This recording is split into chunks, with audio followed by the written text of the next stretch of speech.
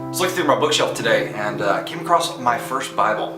Literally, this was my first Bible. And thumbing through it, I have good memories of reading these stories and having my mother read me these stories when I was very young. It got me thinking, because I grew up a lot different than a lot of other people my own age.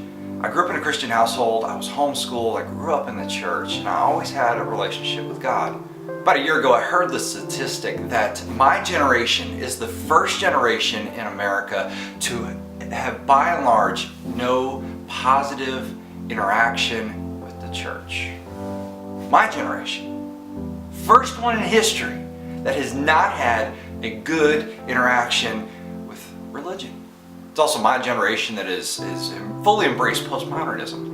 And for those of you that don't know what postmodernism is kind of what we are living into. There's different eras of time and thought, and we came out of modernity where things were very matter of fact, and we're going into postmodernism, which says that there is no one truth. Everybody has their own truth in postmodernity. Do you find it a coincidence that postmodernism is on the rise when people have had no positive interaction with the church? This past week I was talking with someone I respect very much, and we came to the same conclusion that postmoderns, they're very tolerant of other people's ideas because, again, there is no truth. They're very tolerant until they disagree with the other person. And then the claws come out. And the problem is, there's no morality to stand on because they've rejected it all, as there is no singular truth that governs people's lives. So it's a bit hypocritical, to be honest. If there is no truth and you disagree with my truth, then what gives you the right to attack me? As a pastor, I get to sit down with a lot of couples, and I pastor at a church that's very different than most other churches. We call it the Church of Last Resort. We attract people who have just been completely turned off by religion and are just trying to make their way back to finding God. And it never fails. When I sit down with these couples, always one of them is Baptist and one of them is Catholic. Like, that's where they came from. And then they come and settle on the edgy contemporary Methodist church. When I sit with these people, I can't help but think, has the church failed my generation? Had they not answered the questions that we have come to the table with, so therefore my generation has walked away? Or is my generation just distinct and has just shunned the church, shunned the idea of God completely? I don't know the answer to that question. Maybe you have some thoughts.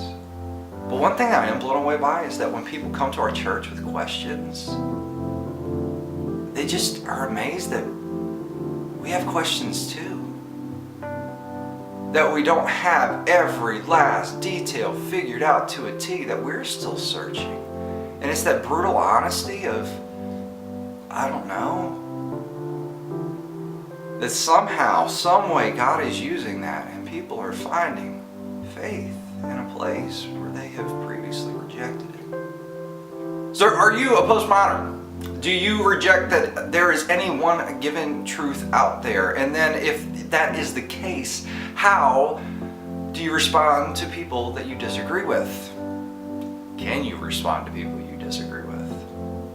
And I want to be available to you. If you have questions, if you have legitimate concerns and questions, I would like to try to answer those things. I realize my schedule is much different than it was a few years ago when I was doing this all of the time. But I would love to be able to help in any way that I can. And you can find me very easily on Twitter or on Tumblr. Links will be down in the description. But I hope you have a great day. And I hope you start asking the right questions. And realize it's never wrong to ask a question. God bless. I have people that are walking past and are watching me vlog. Fun. It's always awkward. I'm just a guy standing here talking to a camera in a room by myself. And they're looking. Yay! Woo, YouTube!